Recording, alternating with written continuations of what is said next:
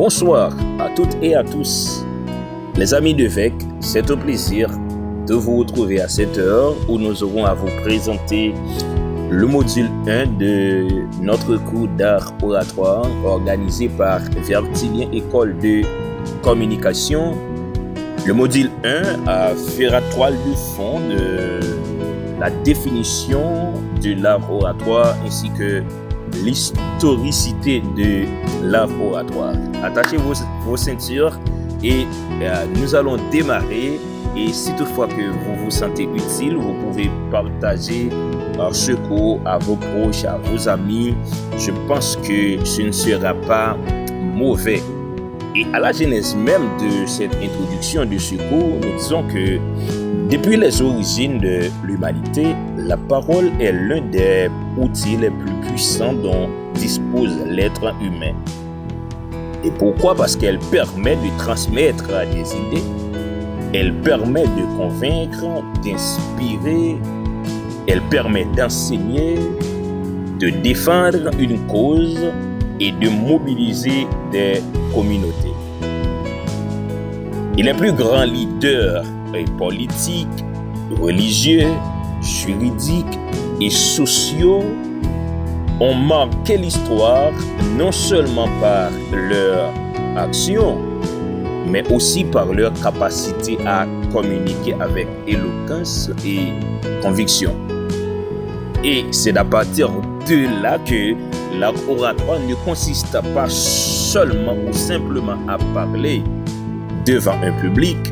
Il s'agit de maîtriser l'expression de sa pensée, d'utiliser efficacement sa voix, son langage corporel et ses émotions afin de capter l'attention et pourquoi pas susciter l'intérêt et influencer positivement son auditoire.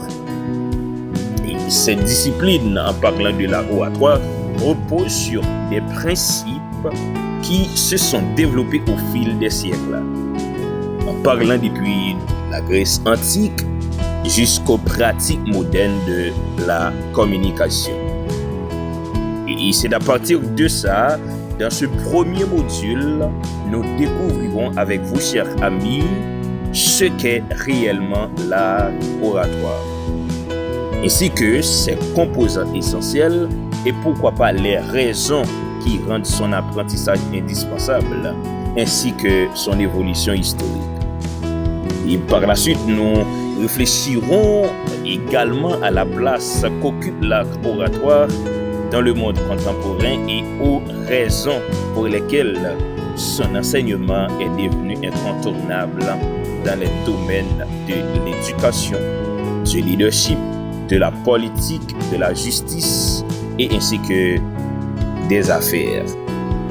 Je souhaiterais vous présenter des bases solides afin de vous faire comprendre l'importance de l'art oratoire, quel que soit pour votre développement personnel, pour votre vie professionnelle et pourquoi pas dans la vie en général. Ici, toutefois que nous aurons le temps, nous aimerions voir avec vous la définition de l'art oratoire, les composantes essentielles.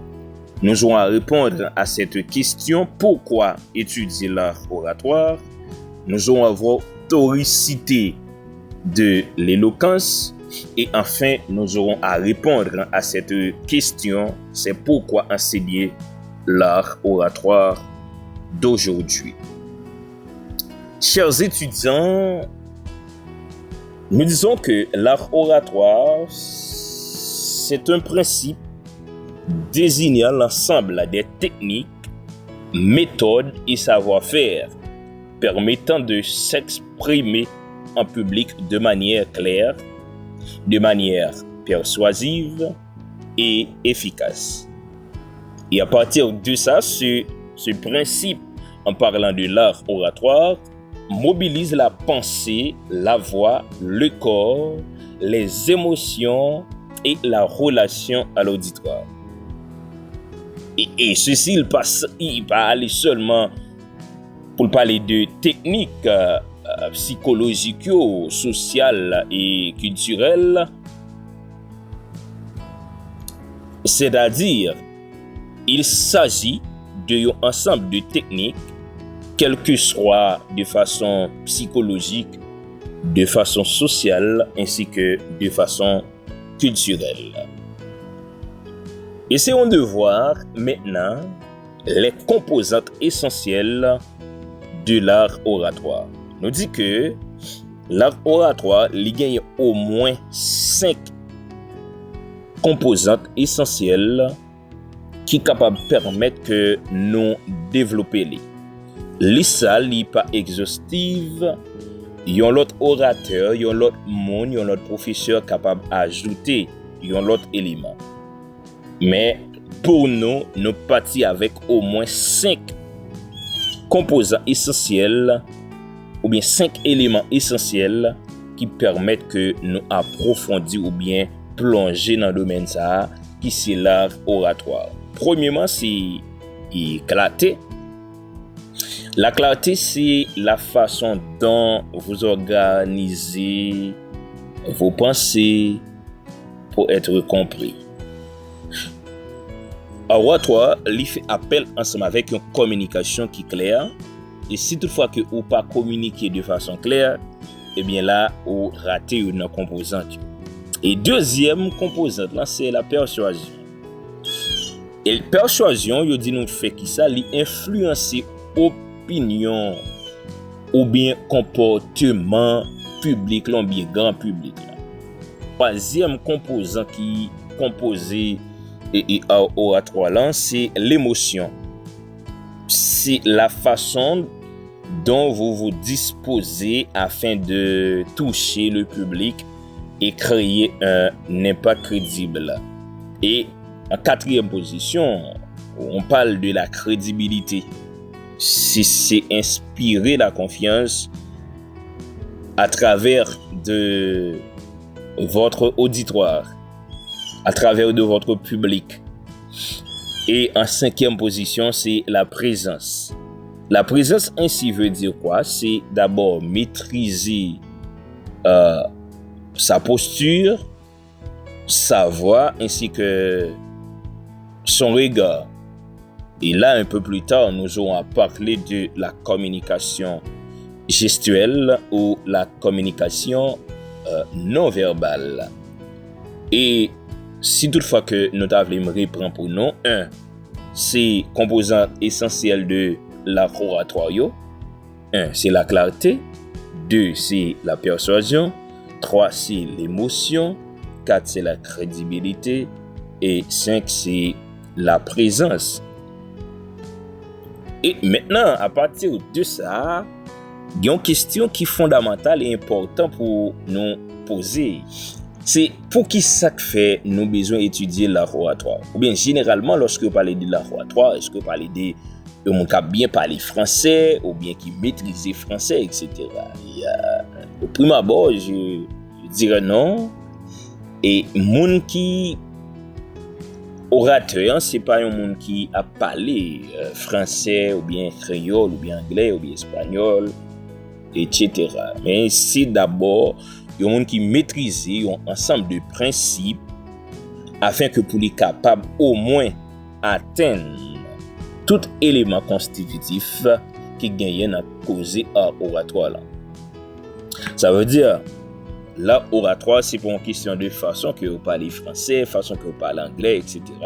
Mais c'est est-ce que en réalité, dès que vous prenez la parole, vous dites ce que vous devez dire. Vous dites les vrais mots. Vous choisissez les mots que vous devriez choisir afin de prononcer votre discours. Maintenant, disons que étudier à oratoire là, pour qui ça lit important, c'est en remonter depuis l'Antiquité. Côté que parole ou bien parler lui-même, il joué un rôle qui est extrêmement important dans la vie de toutes les sociétés. Pour ne pas dire les sociétés humaines.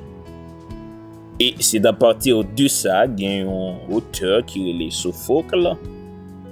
Et dans un texte que l'été écrit qui c'est Philoctète, Et t'as pas écrit ensemble avec Ulysse pour le faire phrase ça. Et m'a dit en français. C'est la parole et non l'action qui conduit tout. Et affirmation ça de Sophocle, livre dit que la puissance de l'art oratoire est résumée dans la parole. Ça veut dire quoi?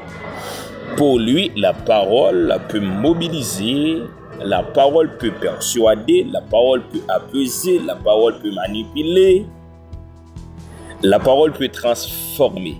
Étudier art oratoire là, ou bien apprendre art oratoire là, li gagne tout un grappe de choses qui marchent avec. Comme mobiliser, comme persuader, comme apaiser, comme manipuler ou transformer. C'est-à-dire la parole transforme, la parole peut apaiser quelque chose. Et là, je dis, et la parole lui entraîne dans tout détail. Autrement dit, on peut utiliser un concept généralement utilisé en théologie qui c'est omniprésence. On est capable de dire que la parole est omniprésente parce que partout où vous passez, vous trouvez la parole. Quel que soit dans les débats politiques, dans les médias, dans la justice, dans l'enseignement, sur les réseaux sociaux, à tous côtés sont questions de parole. Et c'est ça qui fait que comprendre l'origine de l'art oratoire permet donc de mieux saisir les enjeux contemporains de la communication, de l'argumentation et de la formation du citoyen. Avant même d'entrer dans l'historicité, j'aimerais conclure cette partie avec cette question. Est-ce que devenir un orateur, c'est quelque chose de facile? Ou est-ce qu'on est né orateur? Généralement, on rencontre ces genres de questions, on rencontre ces genres de propositions, ces genres de confirmations aussi pour d'autres. Et est-ce que le monde est tout fait orateur? En regardant l'ensemble des principes, l'ensemble des esthétiques que vous devez mettre en évidence pour devenir un orateur, à mon avis, je dirais non. Ou pas né orateur, mais ou devenir orateur de préférence. Moi, toujours aimé expliquer partie ça comme ça pour me dire que, en tant qu'orateur, vous êtes capable de gagner quelques facultés qui développent la chaos de façon naturelle. Par exemple, un bel thème vocal. Une façon que mon nan tout parler naturellement avec accent li. Une façon regard mon nan parce que là en oratoire là regard yo compter déplacement yo compter hauteur compter etc. Donc on va dire que vous faites avec quelques éléments naturels ou qui capable de jouer en faveur en oratoire là. Mais ou pas fait orateur ou apprendre l'art oratoire afin que vous soyez capable de devenir un orateur. Parce que vous n'êtes pas sans savoir que la plus grande peur au monde, c'est la peur de parler en public. Permettez que je reprenne ça, M. Diala. La plus grande peur au monde, ce n'est pas la peur de l'âme, ce n'est pas la peur de l'immigration, ce n'est pas la peur des politiciens, mais la plus grande peur au monde, c'est la peur de parler en public. Parce que quand la timidité est présente, quand le trac est présent, quand le stress est présent, on n'est pas maître de soi. On n'est pas maître de soi.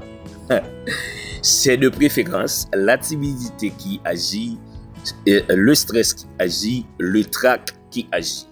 Dans l'autre podcast, je vais pour expliquer nous chaque de façon séparée. Le stress, le trac, ainsi que la timidité. Et voilà. Et moi, je dis que plus gros peur qui existait, hein, c'est parler en public. Lorsque yo dit au monde il peut parler en public, c'est tout un paquet de manifestations.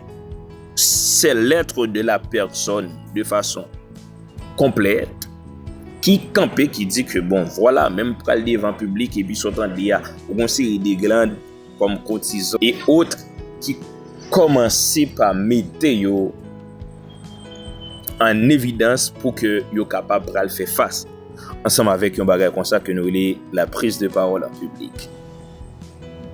Et là, nous dit que si la plus grande peur au monde, c'est la peur de parler en public, on ne naît pas orateur. On devient de préférence orateur en étudiant l'art oratoire, en apprenant l'ensemble des techniques et des principes de la prise de parole en public. Et ceci dit vrai, on nous raconte l'histoire de notre grand Démosthène et qui était vraiment bégué, mais qui était devenu maître de l'éloquence. Mais tout lui manquait afin de devenir orateur.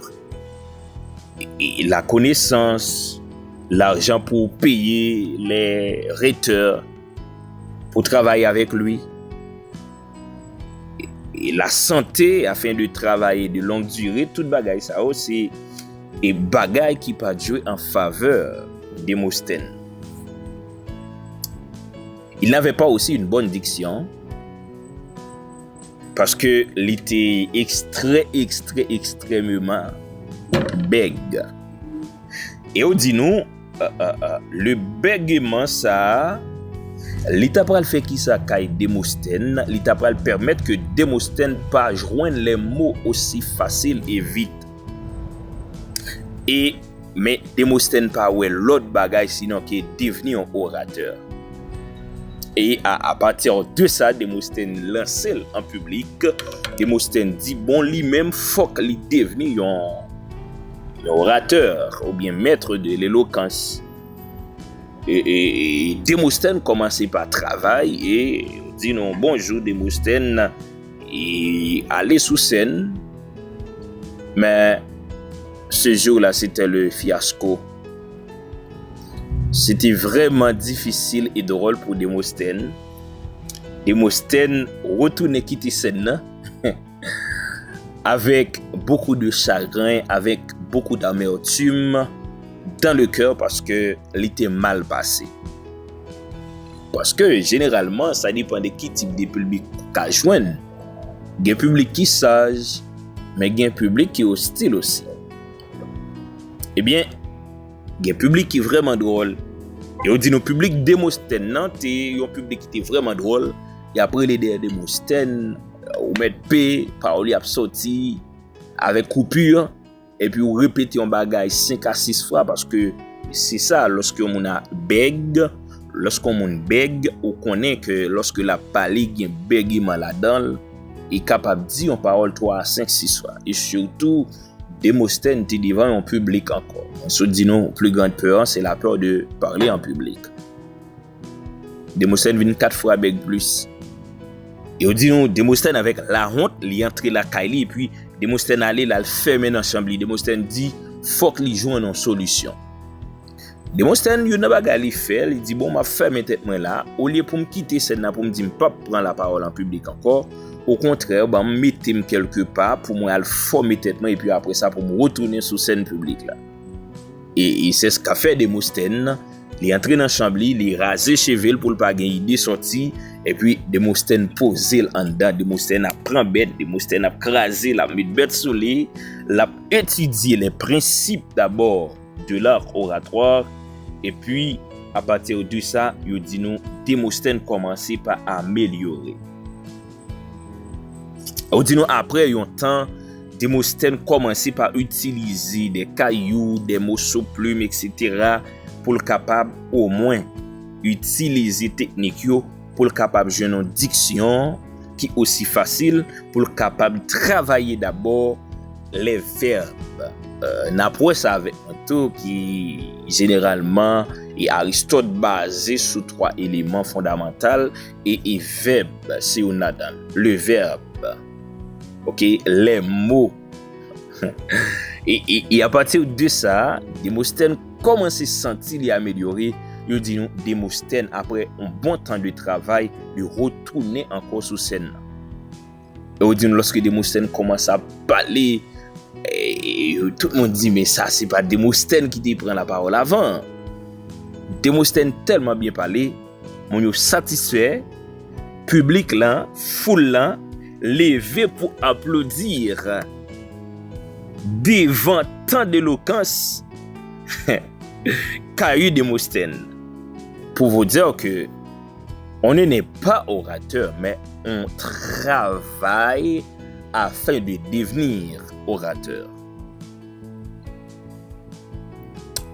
Il faut travailler l'ensemble de ces choses, quel que soit votre logos, quel que soit votre pathos, quel que soit votre ethos, selon les principes d'Aristote, afin de devenir un orateur extraordinaire.